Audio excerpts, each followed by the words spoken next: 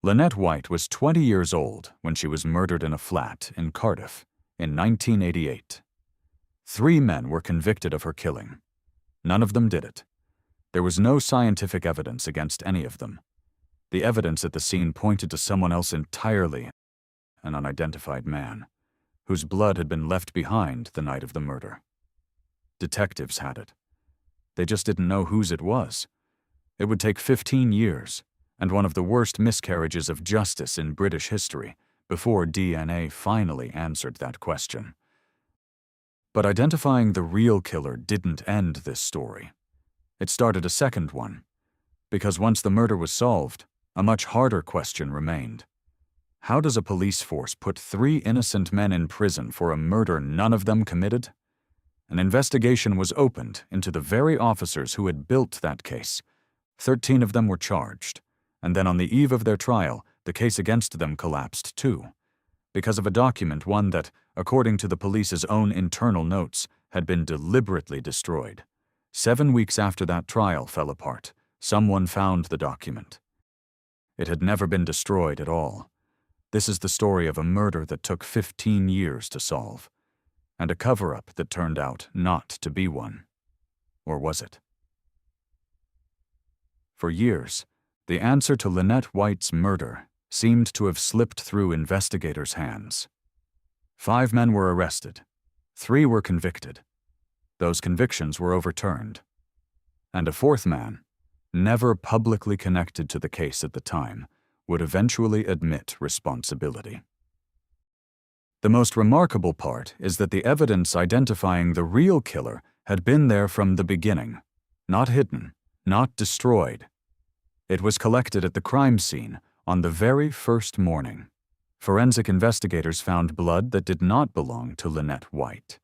It belonged to an unidentified man, injured during the attack, and it would become one of the most consequential pieces of evidence in one of Britain's gravest miscarriages of justice.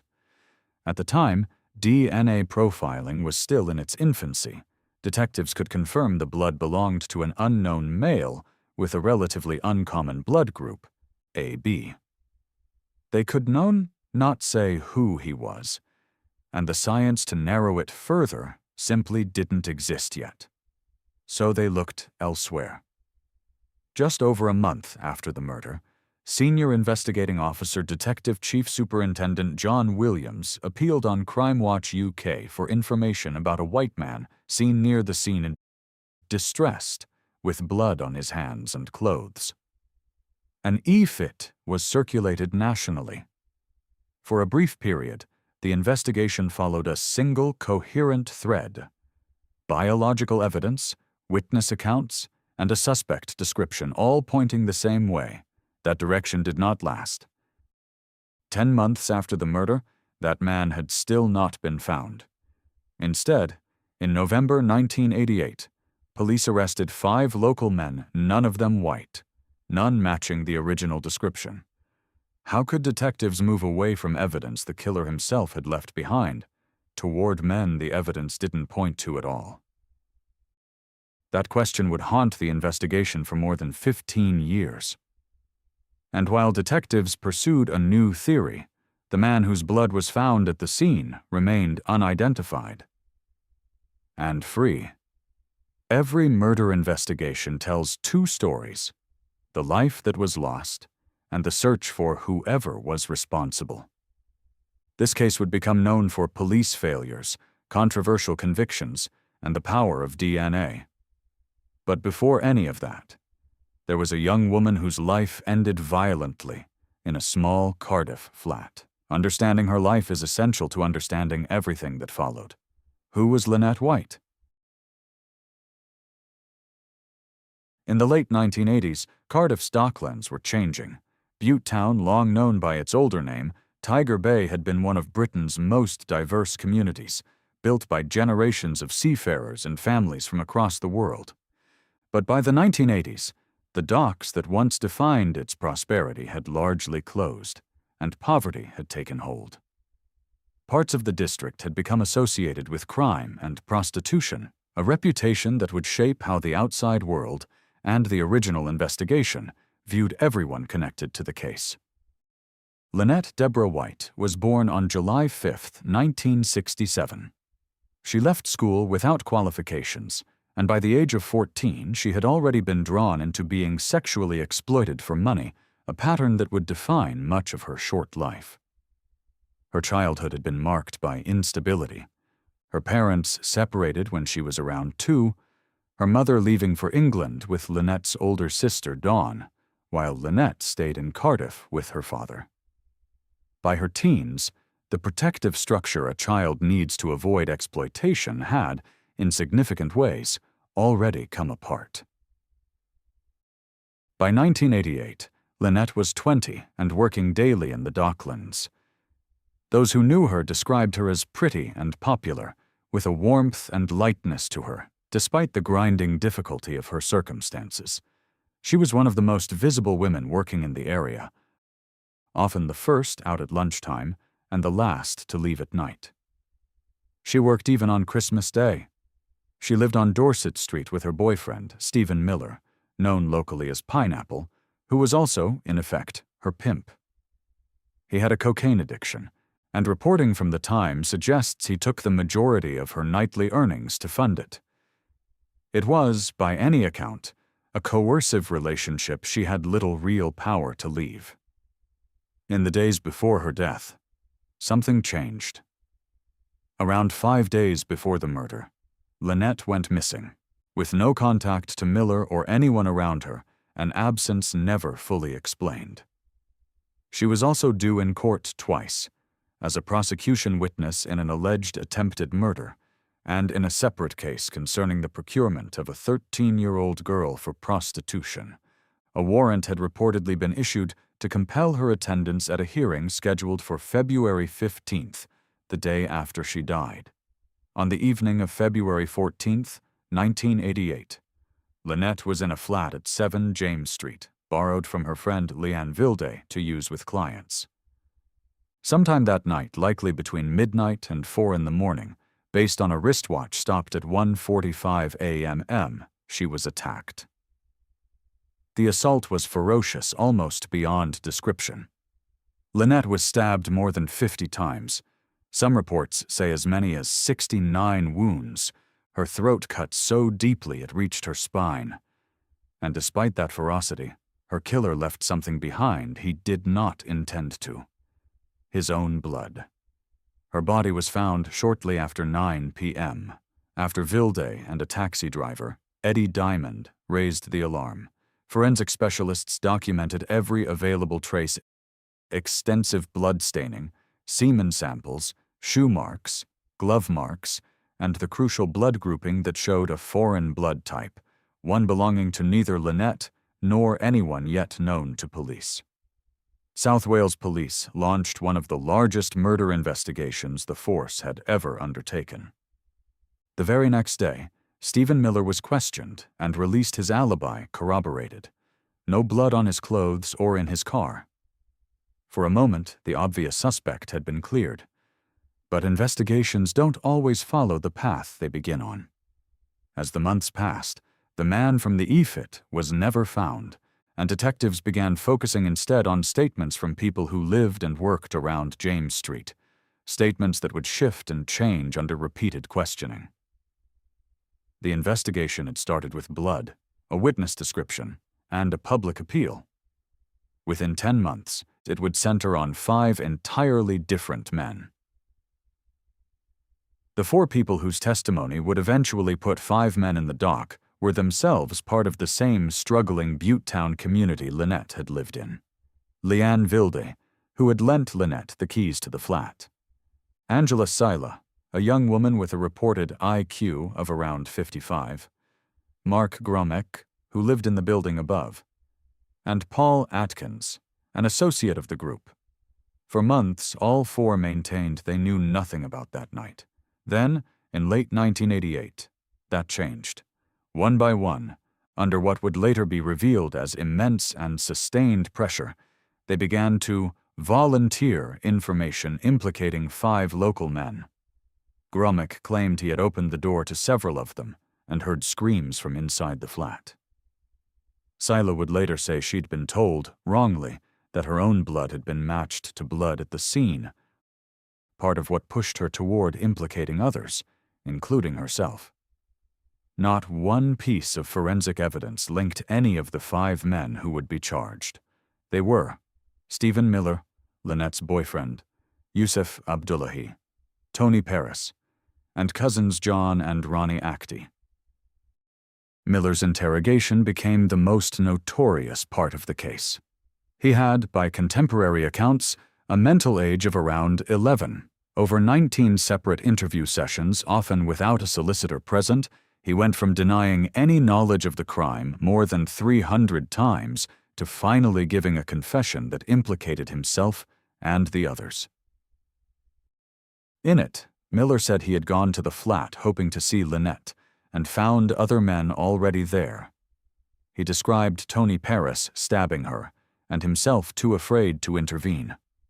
Years later, at a different trial, Miller said plainly that none of it had happened, that he had guessed at details Lynette once described to him, and filled in the rest from what 19 sessions of relentless questioning had, in his own words, made him believe.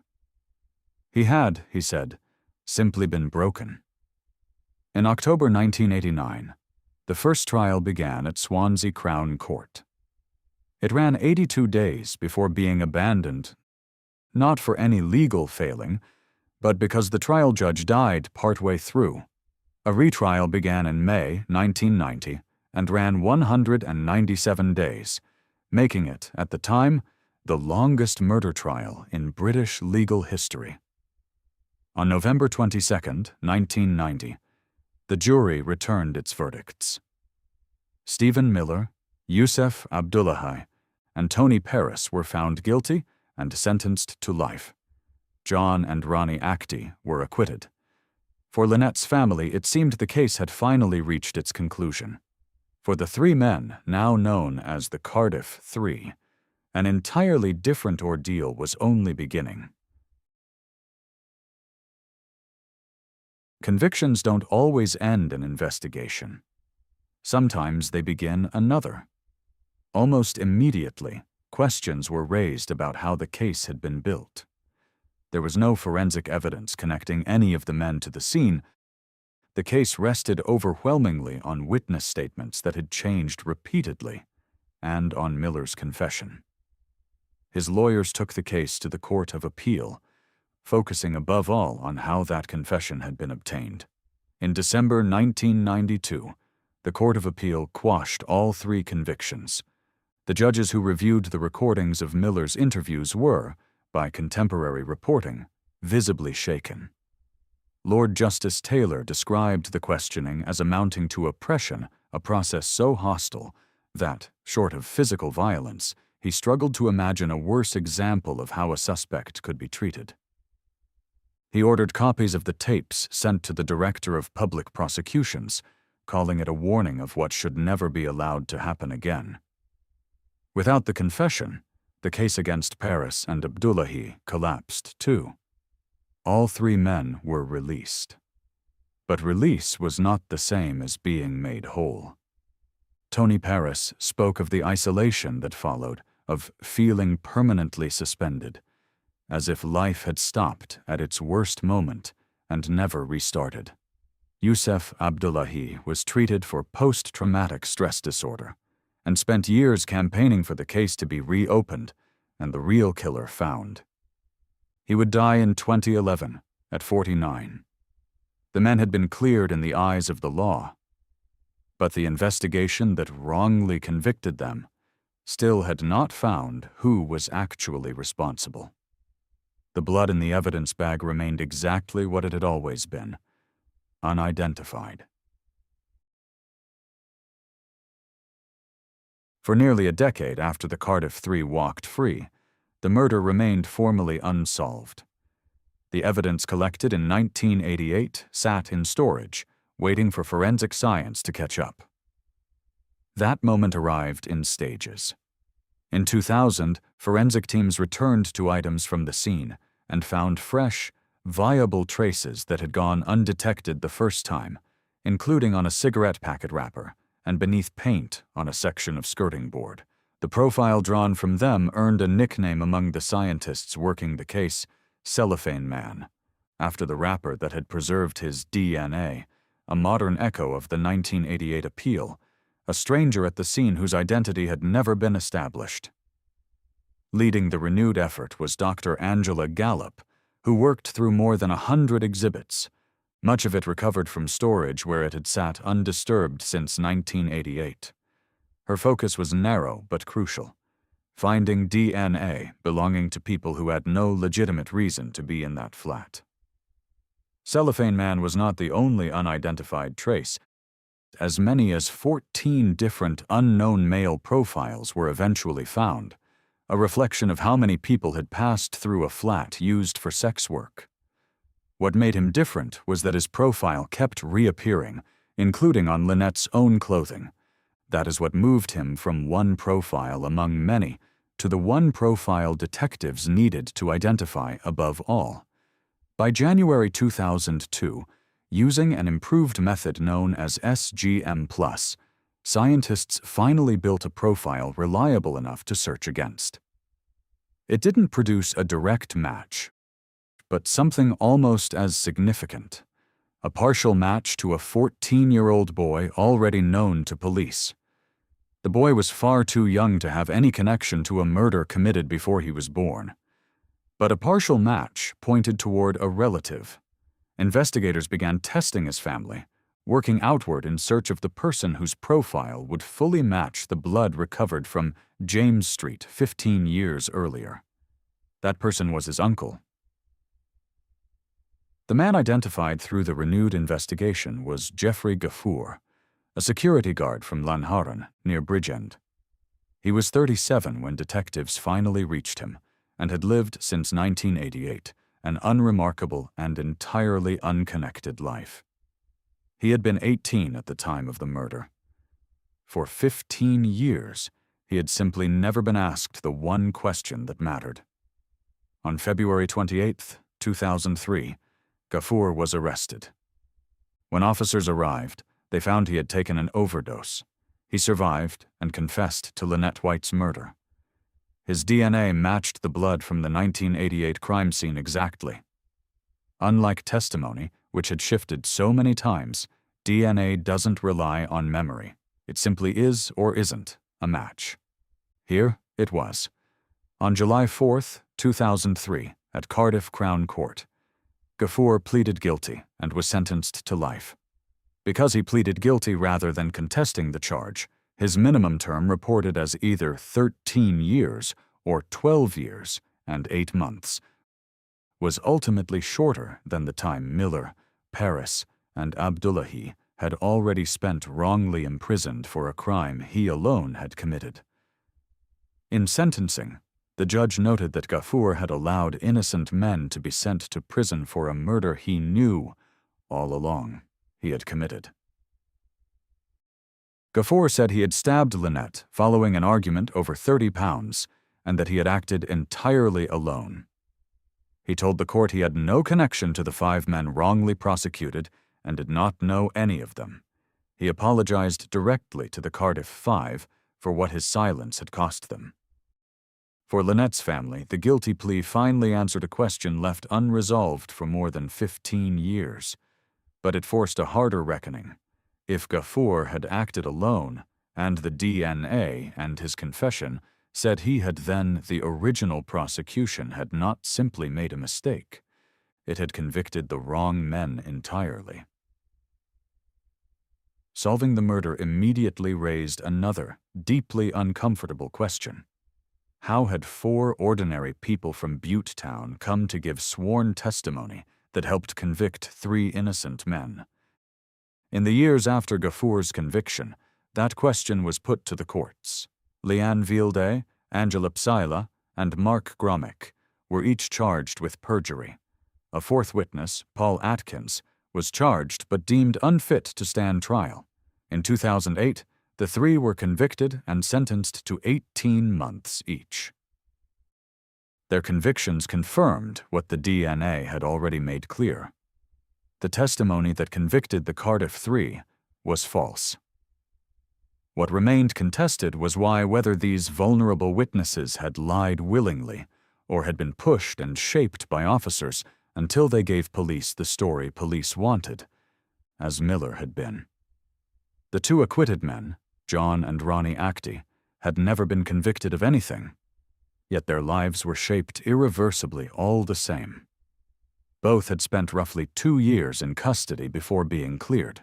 Lynette's own father, Terry White, is reported to have confronted John Actie afterward, at one point armed, though no shooting took place, a measure of how far the damage had spread, touching the acquitted and Lynette's grieving family alike.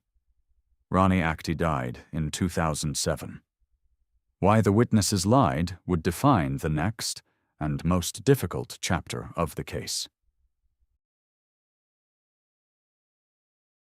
With Gafoor convicted, another investigation was only beginning, focused not on the crime inside the flat, but on how the original 1988 inquiry had been conducted. How could eyewitnesses have placed 5 men at a scene they had never been near? In 2009, 13 former South Wales police officers and 2 civilians were charged with conspiracy to pervert the course of justice and perjury. The allegation was stark, that they had molded, manipulated, and fabricated the evidence used to convict 3 innocent men. It became known as Operation Mouncher, after Detective Inspector Mouncher, one of the officers who had led the original inquiry. In July 2011, the first trial began at Swansea Crown Court. Almost immediately it began to unravel, not over what happened in 1988, but over paperwork.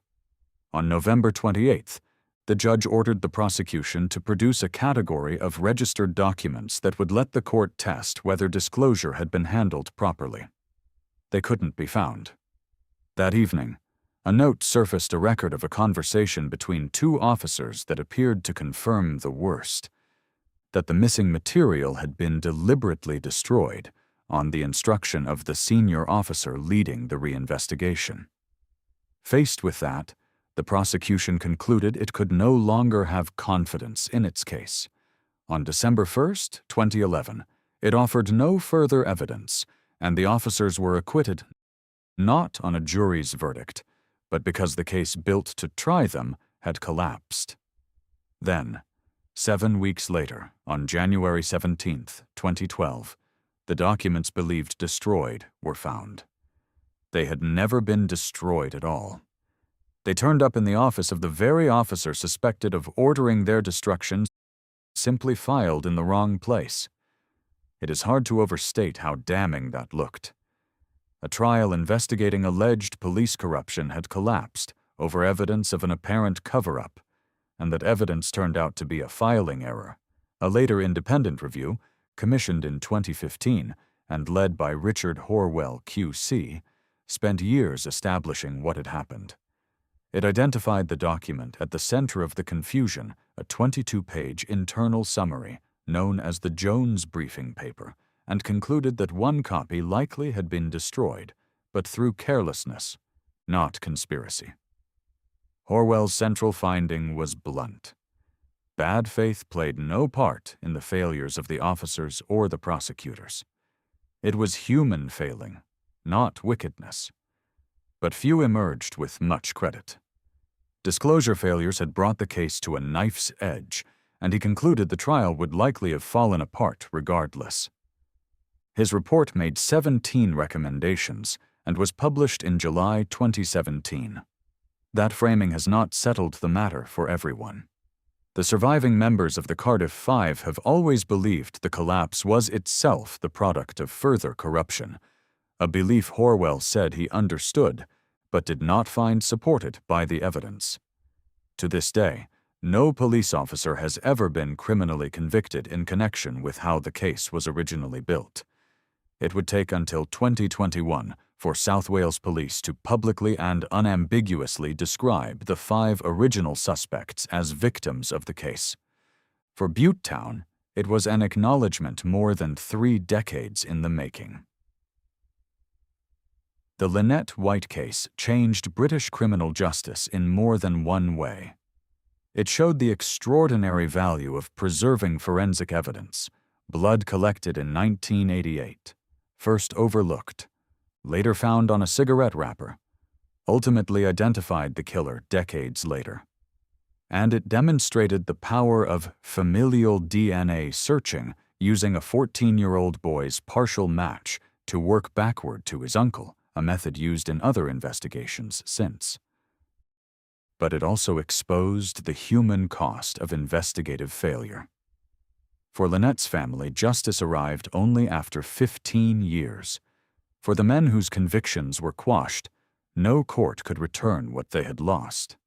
Yusuf Abdullahi did not live to see it through. Their convictions were overturned as unsafe.